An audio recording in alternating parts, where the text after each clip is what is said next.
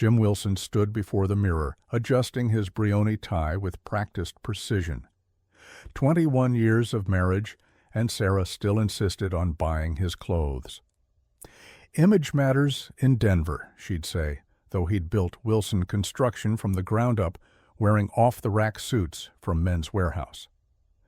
The late September sun cast long shadows through their Cherry Creek home's master bedroom windows. Below, the gardener was clearing fallen leaves from their manicured lawn, another of Sarah's recent upgrades to their lifestyle.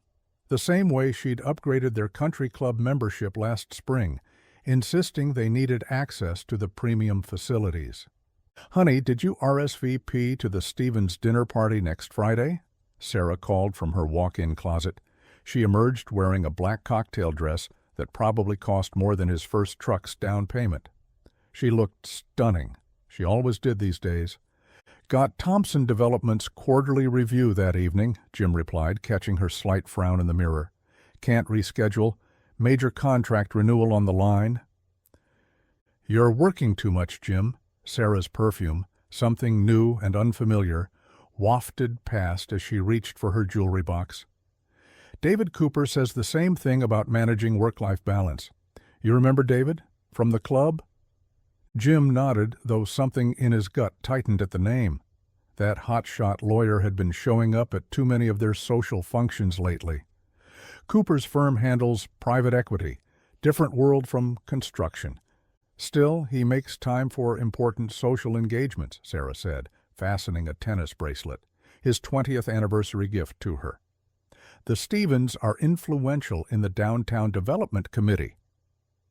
Jim checked his phone. 3 missed calls from the site manager at their new office complex project. Real problems requiring real solutions, not cocktail party politics. "You go ahead," he said. "Make my excuses. I trust you to handle the social side." Sarah's reflection paused, something unreadable flickering across her face. "I always do, don't I?" She smiled, but it didn't quite reach her eyes. "Don't work too late. The charity gala's next month, and you're still giving the keynote." Jim watched her leave, that unfamiliar perfume lingering in her wake. 21 years, 2 kids, a life built together from nothing to this. He pushed down that strange uneasiness in his gut and reached for his phone. He had contracts to review, payroll to approve, a business to run. Some men might have noticed the signs, might have questioned the new perfume, the renewed interest in fitness, the constant mentions of David Cooper. But Jim Wilson had built his success on focusing on what was solid, reliable, real. Besides, Sarah was Sarah, his wife, the mother of his children, his partner in building this life. The thought of anything else was unthinkable. The construction site review had gone quicker than expected. Jim sat in his Ford F-150 Platinum, staring at the folder on the passenger seat. The Stevens development contract, he'd forgotten to bring it to the morning meeting. Sarah always said he'd lose his head if it wasn't attached to his shoulders. He checked his watch. 2:17 p.m. Sarah would be at her Pilates class. He could grab the folder from his home office and make it to the lawyers by 3.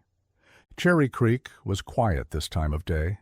Their street, lined with mature elms, dozed in the afternoon sun. Jim noticed Sarah's Tesla in the driveway and frowned.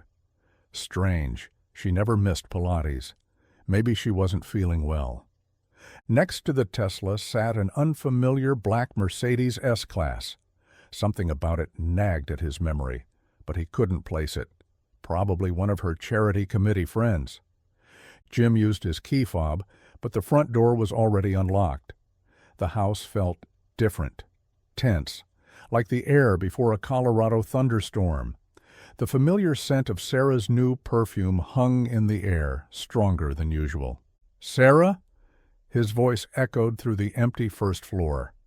No answer. He headed toward his office, then stopped. A man's suit jacket lay draped over the living room sofa, expensive, dark blue. A subtle monogram on the breast pocket, D.C., D.C., David Cooper. The world tilted slightly. Jim's construction calloused hands clenched into fists, then deliberately relaxed. 21 years of marriage had taught him to think before reacting. There could be an explanation. There had to be an explanation. From upstairs came the muffled sound of laughter, Sarah's laugh. He knew it as well as he knew his own heartbeat. Then a deeper voice murmured something indistinct. Jim moved toward the stairs with the careful precision he used when inspecting unstable construction sites. Each step felt like climbing a mountain. The thick carpet runner muffled his footsteps. Sarah's new perfume grew stronger. His heart pounded against his ribs like a jackhammer on concrete. Second floor landing. Their bedroom door stood half open. More laughter. A rustle of sheets. One more step. Time fractured into crystalline moments. Each heartbeat stretched into eternity. Each breath caught like concrete dust in his throat. Sarah lay across their bed, their marriage bed, her blouse unbuttoned, hair tousled. David Cooper's hands were places only a husband's hands should be. They hadn't heard him, hadn't noticed him standing there, his world shattering in perfect silence. The children were conceived in this bed. His voice sounded strange to his own ears, too calm, too controlled, like discussing weather or construction permits. Sarah shrieked. David Cooper scrambled backward, nearly falling off the bed. The look on their faces, shock, guilt, fear, burned itself into Jim's memory like a brand.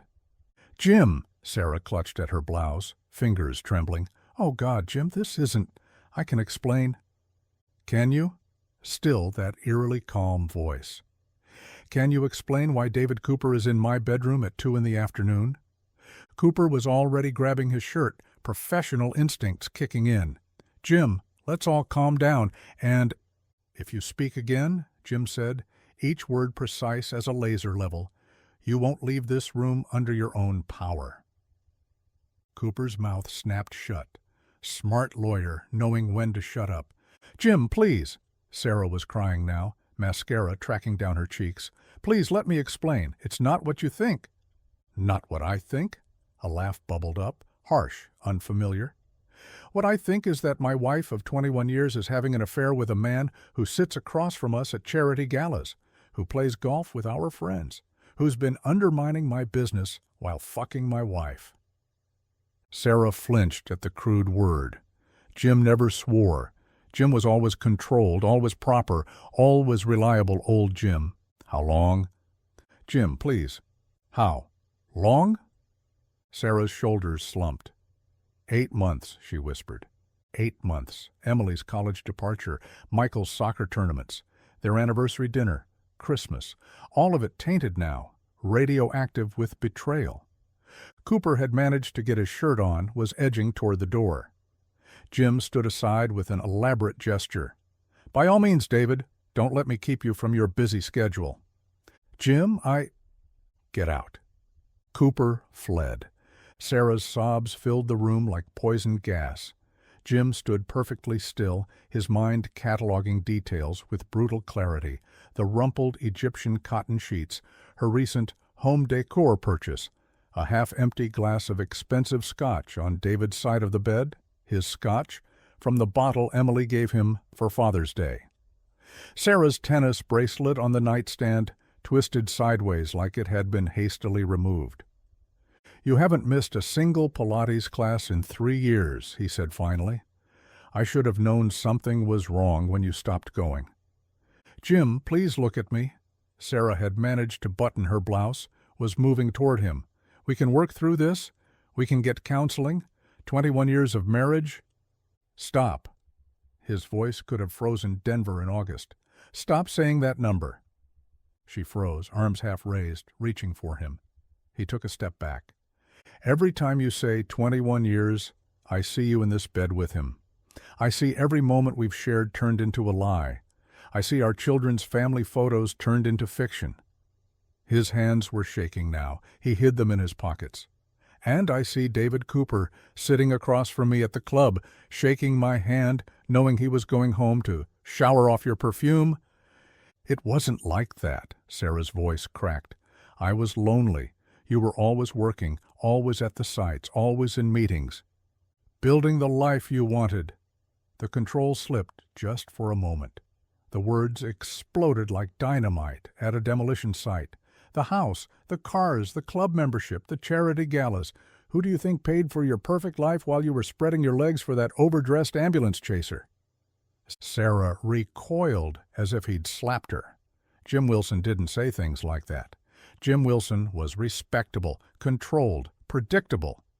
But that Jim Wilson died the moment he walked into this bedroom. "I'm going to Emily's room," he said, his voice back to that frightening calm. "I suggest you be gone when I come out. Take whatever you need for a few days. I'll have my lawyer contact you about the rest." Our children will know exactly what their mother did to their family. He turned toward the door, then stopped. "The charity gala next month? I'm still giving the keynote speech. I suggest you and David find a reason not to attend." He walked out, closing the door quietly behind him, crossed the hall to Emily's empty room, sat on his daughter's childhood bed, surrounded by her swimming trophies and UCLA pennants. Only then did James Wilson allow his hands to shake, his breath to catch, and 21 years of memories to turn to ash in his mouth. The difference between success and failure in construction, Jim had always believed, lay in proper preparation.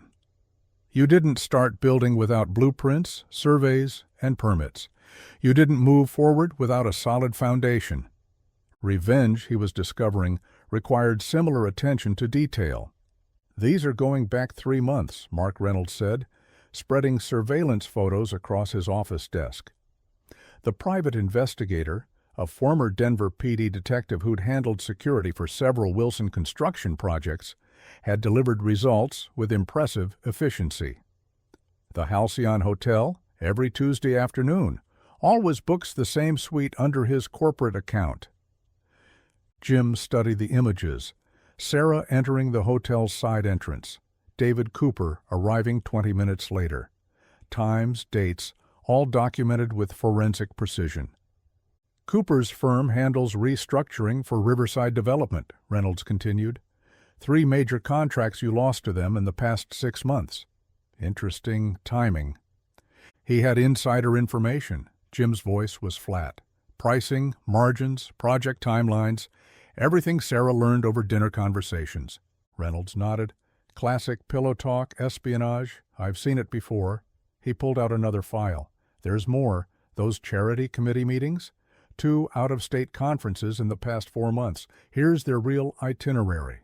Aspen, Santa Fe, luxury resorts, romantic restaurants, all documented in high-resolution color, date-stamped, GPS-tagged."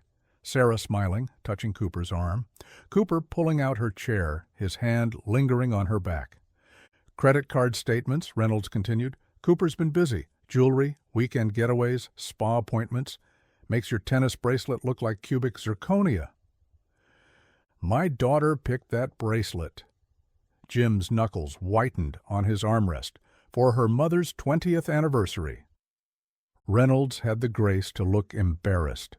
"There's something else you should see." He hesitated. "Personal emails. My tech guy recovered them from the cloud backup of her phone." Jim took the offered printouts, started reading, stopped. The words blurred together into a toxic stream of intimacies and betrayals. "Miss you already. Last night was amazing. Jim's so boring, so predictable. Can't wait to start our real life together." "Apparently," Reynolds said quietly, "they've been discussing a more permanent arrangement. After the charity gala next month, Cooper's got a friend at another firm in California. They were planning to leave together," Jim finished. The paper crumpled in his fist. "After the gala, after I finished my speech about business ethics and family values. That was going to be their moment." Reynolds gathered the photos carefully. "You've got enough here for a nuclear divorce settlement. Cooper's firm will drop him the second they see these. His career in Denver would be over." "Not enough." Jim stood, straightening his suit jacket with mechanical precision. "I want them to feel it, to understand exactly what they've destroyed. Jim? Reynolds had known him 15 years, had never heard that tone in his voice. Don't do anything illegal? A smile that wasn't a smile crossed Jim's face. I'm going to destroy them, Mark, but I'm going to do it completely by the book, just like a proper construction project. He picked up one of the hotel photos, Sarah and Cooper, caught in an intimate moment outside the Halcyon. Her face tilted up to his, glowing with an emotion Jim once thought belonged only to him. First rule of demolition, he said softly. Survey the structure. Identify the support points. Then bring it down so clean the neighbors don't even feel the shock. Patricia Chen's law office overlooked the Denver skyline he'd helped shape over 2 decades. Jim watched construction cranes dance against the afternoon clouds while his divorce attorney reviewed the evidence. This is... Patricia adjusted her glasses. Comprehensive. Very comprehensive. I had a good investigator. Clearly, she set down the file. Jim, you've been my client for 15 years. Your prenup is ironclad. With this evidence, Sarah walks away with the statutory minimum, no alimony. The trust funds for the kids stay protected. She leaned forward. You don't need the public spectacle you're planning. This isn't about money. No, Patricia sighed. It's about pain, and revenge rarely heals pain, Jim. He turned from the window. Cooper's firm, Riverside Development, the contracts I lost. Can you prove corporate espionage? With this evidence, absolutely. His firm will settle quietly to avoid scandal. They might even give you back the contracts. I don't want quiet. Jim sat down, his movements precise as surveyors' measurements. I want the gala. The charity gala. Patricia rubbed her temples. Jim, think about... I have thought about it. Every detail. He pulled out his own file. 300 guests, the entire business community, the social circle they used against me. I'm still giving the keynote speech. And you want to turn it into a public execution.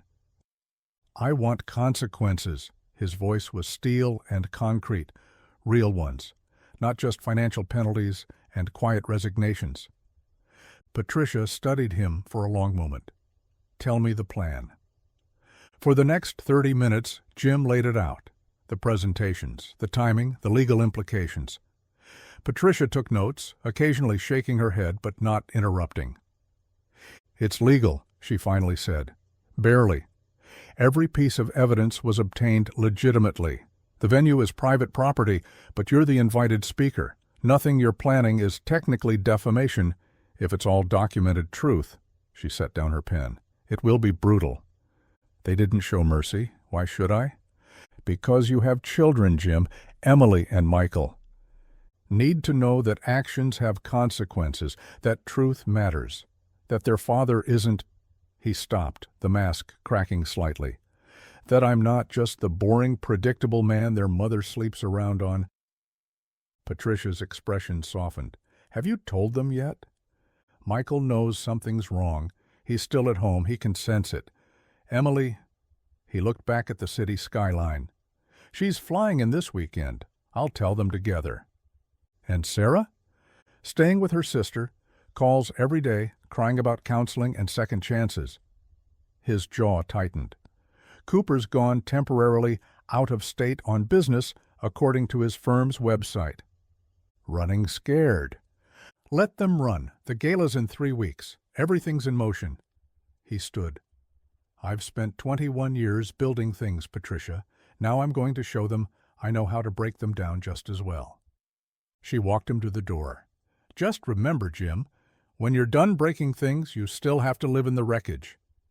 He paused in the doorway. No, I'm going to build something new. But first, the demolition has to be complete. Emily looked exactly like her mother at 19. The thought hit Jim like a hammer as he picked her up from Denver International. Same graceful movements, same autumn gold hair. But Emily had his eyes, steady, analytical, seeing through pretense. Dad, she said the moment they were in his truck, what's really going on? Mom's texts are weird. Michael's not answering my calls, and you've never picked me up from the airport on a Wednesday afternoon. Construction workers' hands tight on the steering wheel. Let's get your brother first. This is a conversation we need to have as a family. Without Mom? Without Mom. Michael was waiting at home, 16 and trying to look tough, but his leg bouncing with nervous energy. Jim gathered them in his home office, neutral territory, away from the bedroom upstairs he hadn't slept in for 3 weeks. Your mother has been having an affair. No cushioning the blow, no diplomatic phrases. His children deserved the truth, delivered with the same directness he taught them to value. Emily's hand found Michael's. Jim watched them absorb the impact, saw the initial disbelief fade into dawning comprehension. "David Cooper," Michael said suddenly, "from the club. That's why he stopped coming over for dinner." "Smart kid, observant," Jim nodded. "How long?" Emily's voice was small, young. 8 months. Jim kept his voice steady. "I discovered them 3 weeks ago. Your mother is staying with Aunt Jennifer while we sort things out." "Sort things out?" Emily's tone sharpened. "You mean divorce?" "Yes." "Good," Michael's voice cracked. "She doesn't deserve you, Dad." "Michael." "No, he's right," Emily cut in. "Mom's always pushed for more. Bigger house, better car, higher status. Nothing was ever enough. And you just kept working harder, trying to give her everything." Jim studied his children, nearly grown, seeing the world with adult eyes now. "There's more. Cooper used information your mother shared to undermine my business. Cost us several major contracts." "Son of a bitch," Michael whispered. "Language," Jim corrected automatically, earning a ghost of a smile from Emily. "What are you going to do?" she asked. "Handle it, legally, but definitively." He leaned forward. "The charity gala next month. I'm still giving my speech." Emily's eyes, his eyes, widened. "You're going to expose them?" "Yes." "In front of everyone," Michael added, understanding dawning. "The whole club, all their society friends." "Yes." Silence stretched. Jim waited, watching his children process the implications. "It'll destroy Mom's reputation," Emily said finally. "Her social standing, her charity work, everything." "Yes?" "Good," Michael said again, harder this time. But Emily was still thinking, analyzing. The timing. Mom and Cooper were planning something around the gala, weren't they? Too perceptive, his daughter. They were planning to announce their relationship after my speech about family values. Cooper has connections in California. "Jesus," Michael breathed. That's cruel." "Yes," Jim agreed softly. "It was." Emily stood abruptly, paced to the window. "UCLA's fall break is next month. I want to be here. For the gala." "Emily." "No, Dad. I want to see it." She turned and Jim saw steel in her spine. "I want them to know that Michael and I, that we understand exactly what they did. To you. To us." Michael nodded firmly. "We stand with Dad." Jim felt something crack in his chest, not breaking, but shifting, reforming stronger. "You don't have to." "Yes, we do." Emily came back, took his hand. Michael joined them. "You taught us about integrity, Dad. About consequences. About standing up for truth." "Even when it hurts," Michael added. Jim pulled his children close, breathing in the scent of their hair, their strength flowing into him like concrete setting into foundation. 3 weeks, he said softly. Then we start building something new. The next 3 weeks moved with the precision of a well-planned construction project. Jim had always excelled at project management. Now he applied those skills to orchestrating his wife's downfall. "The presentation is ready," Marcus from IT confirmed, clicking through the slides in Jim's office. "All the evidence embedded, high-resolution photos, email screenshots, everything time-stamped and verified." "Audio?" "Crystal clear, that recording from Cooper's speakerphone call with Riverside Development. You can hear him specifically mentioning information from an inside source at Wilson Construction." Marcus shook his head. Amateur move, taking calls in his car like that. Jim nodded. Timeline? 20 minutes total, starting with their first meeting at the club, progressing through the hotel visits, business interference, ending with their California plans. Marcus hesitated. Boss, this is going to be nuclear. Jim's voice was matter-of-fact. That's the point. His phone buzzed. Another text from Sarah. He'd stopped reading them days ago, but kept them all. More evidence of her mounting desperation as the gala approached. Cooper had tried reaching out through intermediaries. First his junior partner, then a mutual friend from the club, each carrying the same message. Let's handle this privately. Name your price. As if 21 years could be reduced to a settlement figure. The social circuit was already buzzing with speculation. Sarah's continued absence from events. Cooper's mysterious business trip. Jim's calm presence at club functions, deflecting questions with practiced ease. How are the kids holding up? Marcus asked, closing his laptop. Better than expected. Jim allowed himself a small smile. Emily's throwing herself into finals before break. Michael? He paused.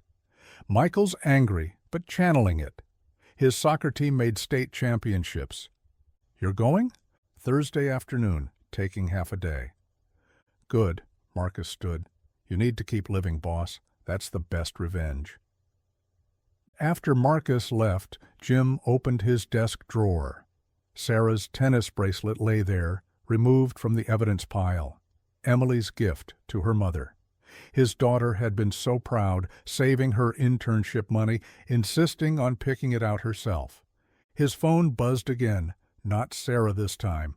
Dad, you busy? Michael's voice had an odd tone. Never too busy for you. What's wrong? Nothing's wrong, exactly, just a pause.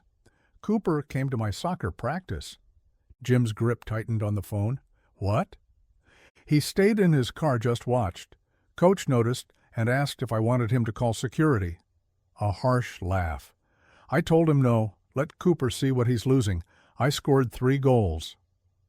Pride and anger warred in Jim's chest. That's my boy, but if he shows up again... I know, Dad. Call you immediately. Another pause. He looked pathetic, actually. Designer suit in his fancy car, watching a high school soccer practice. Really pathetic. After hanging up, Jim sat for a long moment, turning the tennis bracelet over in his hands. Then he opened his laptop and added another slide to the presentation. A simple one. Emily presenting the bracelet to Sarah on their 20th anniversary. Sarah's delighted smile. The family gathered around. The caption would read, Memories for sale. Price available from D. Cooper. Sometimes the deepest cuts were the simplest ones. The country club dining room hummed with Thursday lunch crowd energy. Jim sat at his usual table, reviewing construction schedules while picking at his salmon. A practiced performance of normalcy. Jim, got a moment? Richard Stevens, real estate developer, club board member, and until recently one of Cooper's biggest clients, stood by his table. Jim gestured to the empty chair, noting how the surrounding conversations subtly shifted, attuning to their table. Haven't seen Sarah at the last few functions, Stevens said, adjusting his napkin. Everything all right? Sarah's taking some time to reflect on her choices. Jim's voice carried just far enough. I'm sure you'll see her at the gala. Stevens winced slightly. About that, some of the board members, there's concern about potential drama. Drama? Jim speared a piece of salmon with surgical precision. At a charity event? That would be terribly inappropriate. Jim, Stevens leaned forward, we all respect you, your business, your reputation. If there are personal issues with Cooper, perhaps it would be better to handle them privately. Like Cooper handled things privately with my wife? Stevens flushed. So he'd heard the rumors. Everyone had, probably. Denver's business community ran on whispered confidences and calculated indiscretions. Cooper's firm has withdrawn their sponsorship of the gala, Stevens continued, citing scheduling conflicts. How convenient, Jim smiled thinly. My sponsorship remains, of course, along with my keynote speech about family values and business ethics. That's actually why I'm here. Stevens shifted uncomfortably. The committee thought, given the circumstances, perhaps another speaker. My contract as keynote speaker is legally binding. Jim's voice could have frozen hell. Unless you'd like to explain to 300 guests and the press why you canceled the CEO of Wilson Construction, 20 years running as Denver's most ethical business, according to the Chamber of Commerce. Stevens paled slightly. The award was his committee's pride and joy. Of course, I could withdraw gracefully, Jim continued, right after I submit an official ethics complaint about Cooper's firm to the Bar Association, with full documentation of how he used personal connections to interfere with competitive bidding. He smiled again. I'm sure the press would love that story. Jim, please, think about... I have thought about it. For 3 weeks, 4 days, and approximately 6 hours. Jim checked his watch. Now, if you'll excuse me, I have a soccer game to attend. My son's team made state championships. He stood, leaving his barely touched lunch and a shaken Richard Stevens behind. Conversations resumed as he walked out, carrying whispers of his exchange across the club's carefully manicured social network. Let them whisper. Let them speculate. Let Cooper and Sarah hear every detail. His phone buzzed as he reached his truck. Sarah. Against his better judgment, he opened the message. Please don't do this. Think about the children. For the first time in weeks, he replied, I am thinking about the children. That's why I'm going to Michael's soccer game instead of plotting to abandon my family for California. He turned his phone off and headed to the high school field. Michael's team won 4-2. His son scored 2 goals, played like a young lion unleashed. In the stands, Jim sat with other parents, accepted their congratulations, discussed college scholarship possibilities, normal father things, proper things. No one mentioned Sarah's absence. No one dared. After the game, Michael emerged from the locker room, still flushed with victory. Did you see that second goal, Dad? Right over the keeper's head. Saw every minute. Jim pulled his son into a quick hug, breathing in grass stains and teenage swagger. Proud of you, kid. Michael's smile faltered slightly. Mom texted during halftime, asked if I wanted to have dinner tomorrow. That's your choice, Michael. I won't tell you not to see your mother. I told her I'm busy. Michael's jaw set in a familiar way. Jim recognized his own expression of stubborn determination. Team celebration dinner, which is true. Jim nodded, not trusting himself to speak.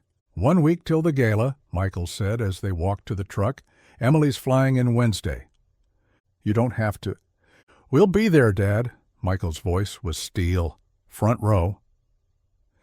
Emily arrived Wednesday evening, bringing coastal sophistication and a fierce protectiveness that reminded Jim of her grandmother, his mother, who'd built her own real estate business as a single parent in the 1980s. Cooper's back in town, she announced over dinner in Jim's new downtown condo. Sharon from Mom's tennis group texted me. He's making calls, trying to smooth things over with clients. Damage control, Michael muttered around his pizza. Bit late for that.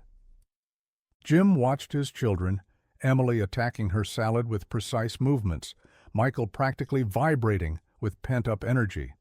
They'd grown up so fast these past few weeks. Too fast. You don't have to come Saturday, he said, not for the first time. Your mother... We'll have to deal with the consequences of her actions, Emily cut in. Like you always taught us, Dad? Remember my junior year, when I got caught helping Lisa Matthews cheat on her SATs? Jim remembered. Emily had been devastated, facing suspension, watching her perfect academic record crumble. You made me face the school board, Emily continued. Made me admit what I'd done. No excuses, no hiding. You said, integrity isn't about never making mistakes, Michael joined in. It's about owning them when you do. And then you stood by me, Emily's voice softened. Through the suspension, the college application explanations, everything. You helped me rebuild, but first, I had to face what I'd done. Jim's throat tightened. This is different. You're right, Emily's eyes, his eyes, flashed. This is worse. What I did was help a friend cheat on a test. What Mom and Cooper did was try to destroy our entire family. The foundation, Michael added quietly. That's what you always call it, Dad. The family foundation. Jim pushed his plate away, suddenly unable to eat. Your mother loves you both.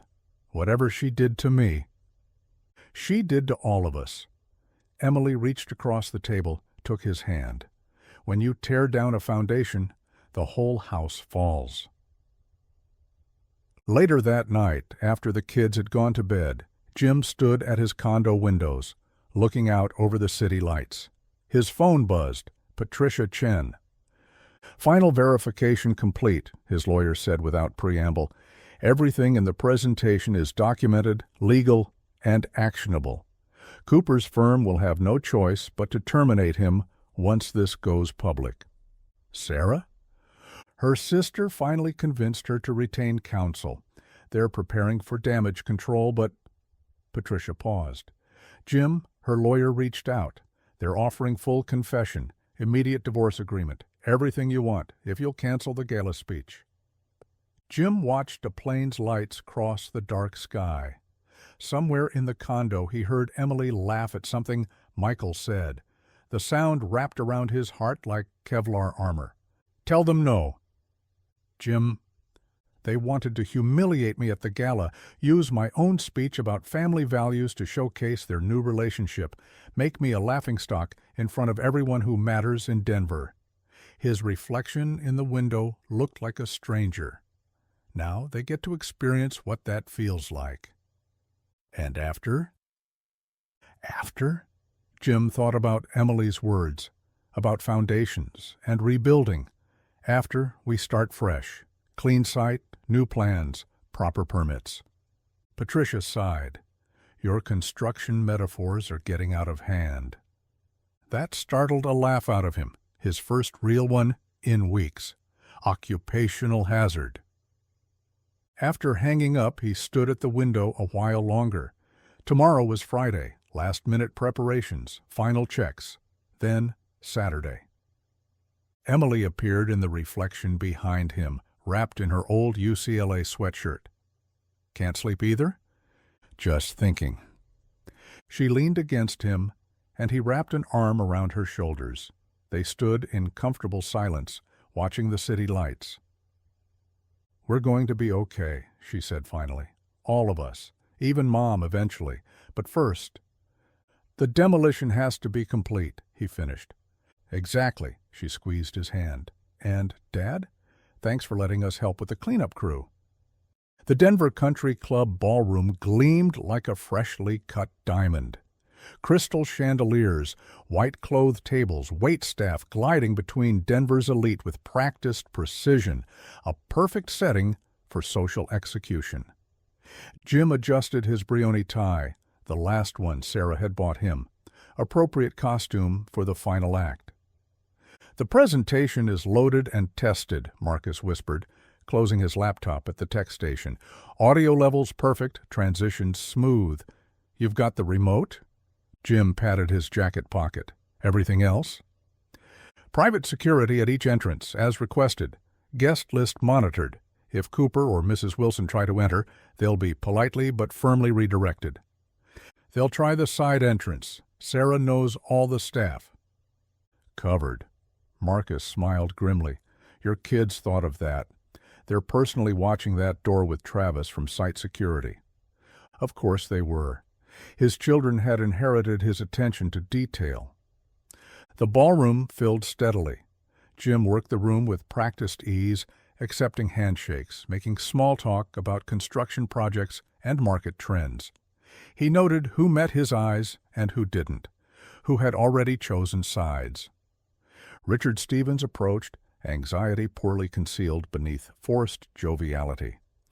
Jim, everything, Ready for your speech?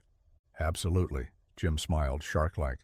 I've made some last-minute additions. Really drives home the points about family values and business ethics. Stevens tugged at his collar. Jim, please, think about...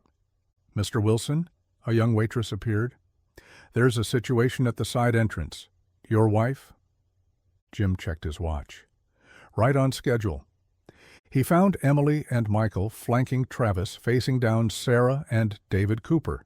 His children stood like young lions, shoulders back, chins high. Sarah looked expensive and desperate in black Valentino. Cooper's lawyer mask was slipping, showing fear beneath. You can't do this, Sarah's voice shook. Jim, please, not in front of everyone. Like you were going to do to him? Emily's voice could have frozen fire. After his speech about family values, that was your plan, wasn't it? Cooper stepped forward. Jim, let's handle this like reasonable... Don't. Michael's voice cracked like a whip. Don't you dare talk to my father about being reasonable. These are private matters, Cooper tried again. Family matters. Exactly. Jim spoke for the first time. Family matters. Remember that phrase, David. It's featured prominently in the presentation. Sarah's face crumpled. Jim. The speech starts in 20 minutes. Jim checked his watch again. I suggest you both find somewhere else to be. Unless you'd like to watch from the audience? Cooper grabbed Sarah's arm. Come on, this is pointless. They retreated down the service corridor, Sarah's heels clicking rapidly, Cooper's expensive shoes scuffing in their haste, running away. Again. Emily's hand found Jim's, squeezed once. Michael stood straighter, his father's son in every line. They'll try something else, Emily said. Let them. Jim straightened his tie. Everything's ready. They returned to the ballroom together, a united front. The lights were dimming. Time for the show to begin. The podium gleamed under professional lighting. 300 of Denver's business and social elite sat before him, faces turned upward, champagne glasses glinting. In the front row, Emily and Michael watched him with unwavering support, his foundation unshaken. Good evening, Jim began, his construction-seasoned voice carrying easily. Tonight's speech was originally meant to be about family values and business ethics, about building foundations that last. He clicked the remote. Behind him, a photo appeared.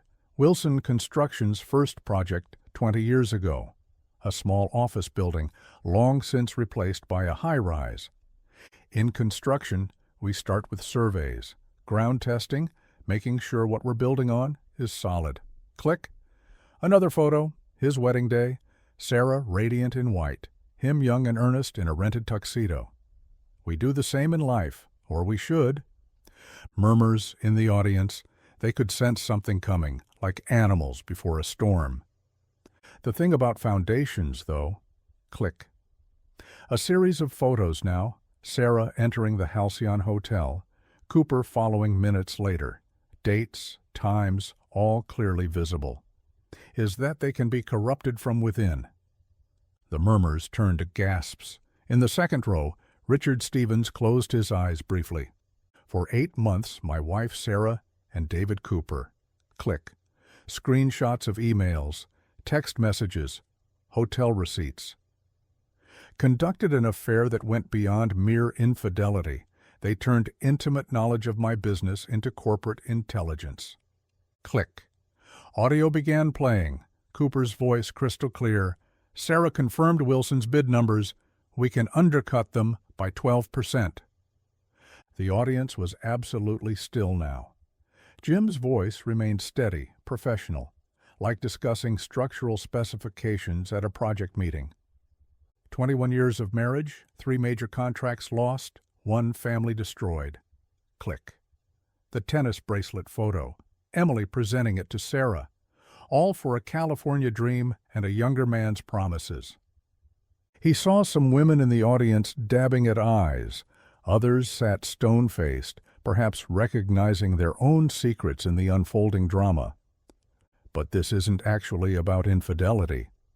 Click. Sarah and Cooper at dinner, planning their escape. This is about consequences, about teaching our children that actions matter, that truth matters. Emily and Michael sat straighter, proud soldiers in their father's army of truth.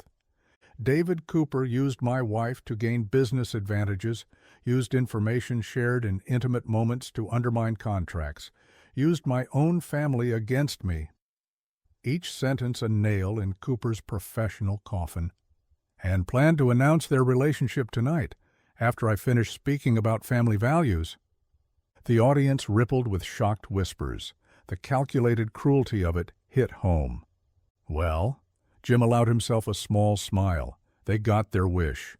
I am talking about family values, about integrity, about consequences. Click. Final screenshots. Cooper's plans for a California position, property searches in Los Angeles, email discussions about how to handle the announcement. Sarah and David wanted to use this event as their coming-out party, wanted to humiliate me in front of all of you. Instead, he gestured to the screen, where evidence of their plotting glowed accusingly. They get to experience what public humiliation actually feels like. Dead silence in the ballroom now, the kind of silence that buries careers. I've filed for divorce, of course, and submitted ethics complaints to the Bar Association regarding Mr. Cooper's use of personal connections for corporate espionage. The relevant documentation has already been delivered to his law firm's managing partners. Click. The screen went dark. My children asked to be here tonight. His voice softened slightly. They wanted to stand witness, to show that actions have consequences, that truth matters more than social appearances. He looked directly at his children, drew strength from their unwavering support. We'll rebuild. That's what my family does. We build things. But first, his voice hardened again. Sometimes a corrupted foundation needs to be completely demolished before you can start fresh. The silence held for 3 heartbeats after Jim stepped away from the podium. Then the room exploded with whispers, gasps, phones appearing in hands, Denver's social network lighting up with nuclear fallout. Richard Stevens reached him first. Jim, that was... I never knew about the contracts. The corporate espionage. Now you do? Jim's voice remained professional, controlled. I trust the Ethics Committee will take appropriate action regarding this year's business awards. Of course, of course. Stevens mopped his brow with a monogrammed handkerchief. Cooper's firm, they'll have to... They received the full documentation an hour ago. Jim checked his watch. I imagine their damage control started approximately 58 minutes ago. Emily and Michael flanked him as more people approached. Some offered awkward condolences, others barely concealed eagerness to discuss the scandal. His children deflected conversations with practiced grace, a protective honor guard in evening wear. Jim's phone buzzed. Patricia Chen.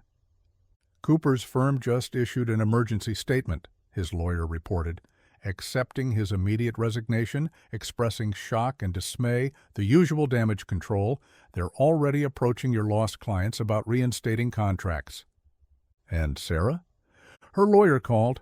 They're accepting all divorce terms, no contest. She's apparently not taking it well. Jim ended the call as Jennifer, Sarah's sister, approached. Her face was ash white. She's in the parking lot, Jennifer said quietly, crying, completely broken. Cooper left her there and drove away. Of course he did. Jim's voice held no sympathy. He's trying to save his career. Sarah was just collateral damage. She's still their mother. Jennifer glanced at Emily and Michael. Whatever she did is exactly what she's facing consequences for. Emily's voice was pure ice. Did she think about us when she was planning to abandon us for California? Jennifer flinched. She needs help. Then help her, Michael said, but don't expect us to pretend everything's okay. More people approached, more conversations. Jim handled each with professional detachment, his children steady beside him. The evening became a blur of shocked faces, whispered comments, barely concealed schadenfreude. Finally, the crowd thinned. The ballroom emptied except for cleanup staff and lingering gossip. "Ready to go home?" Jim asked his children. Emily surveyed the aftermath, scattered champagne glasses, discarded programs, the dark screen that had displayed their family's destruction. "Actually," she said, "I'm hungry. Michael?" "Starving. Denny's?" Jim blinked. "Denny's? In evening wear?" "Why not?" Emily linked her arm through his. "We're already the talk of Denver. Might as well add, Wilson family does Grand Slam breakfast in black tie to the gossip." Michael grinned. "I want pancakes." Jim looked at his children, dressed up, grown up, but still able to want pancakes after emotional devastation. Still standing, still family. "Denny's it is." They walked out together, ignoring the remaining stares, the furiously typing phones, the weight of social explosion.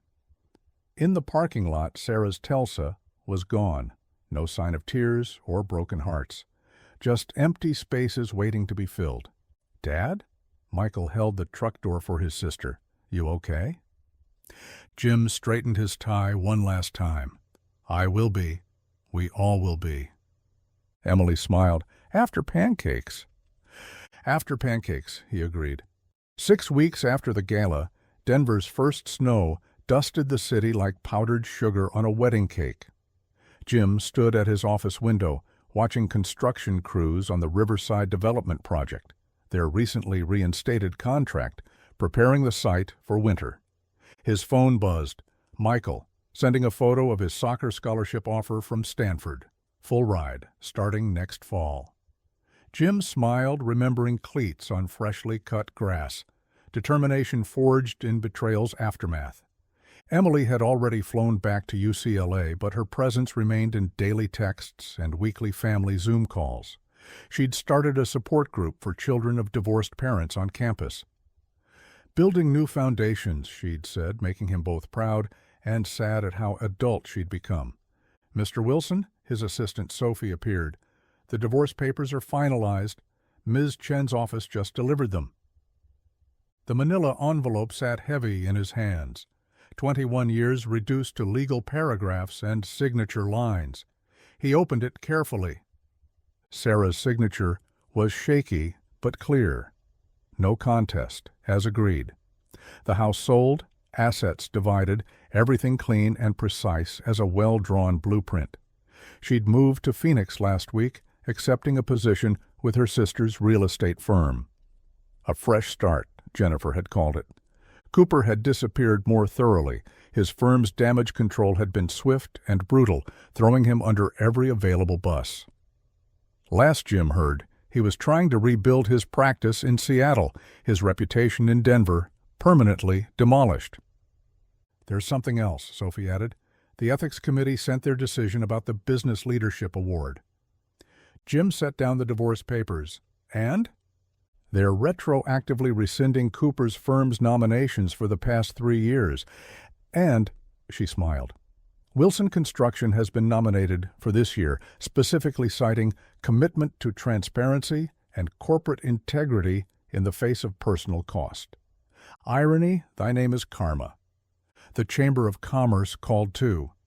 "They want you to speak at next month's leadership conference. Theme is Building Trust in Business." Jim almost laughed. "They do love their construction metaphors." "Should I confirm?" He thought about it, about public speaking, about trust, about rebuilding. "Yes," he decided. "But first, I need to run something by my kids." That evening, over another family Zoom call, he watched his children's faces as he shared his ideas for the speech. "You want to talk about what happened?" Michael looked concerned. "Dad, you don't have to keep reliving it." "Not about the betrayal," Jim explained. "About rebuilding. About how sometimes the strongest foundations are built on cleared ground." Emily nodded slowly. "Like how you didn't just expose them and walk away. You showed us how to handle it with dignity, how to rebuild." "Exactly." Jim leaned back in his chair. "The business community needs to hear that part. Not just the scandal, but the recovery." The reconstruction phase, Michael grinned, earning eye rolls from his father and sister. They talked longer about Michael's scholarship, Emily's support group, holiday plans, normal family things built on new ground. After the call, Jim opened his laptop and began typing. In construction, we have a saying, the most important part of any building isn't what you can see, it's the foundation beneath. The same is true of family, of business, of integrity. His phone buzzed. A text from Sarah, rare these days. Michael told me about Stanford. You did a wonderful job with our children. Our children. Some foundations, it seemed, remained solid even when others crumbled. He typed back, they did a wonderful job with us. Outside his condo window, snow continued falling, covering old ground, preparing it for new growth. Jim returned to his speech, fingers moving steadily across the keyboard. Sometimes life strips you down to bedrock, forces you to examine what's truly solid beneath the surface, and sometimes, standing on that bedrock, you discover you're stronger than you ever knew. The words flowed like fresh concrete, setting into something new, something strong, something built to last.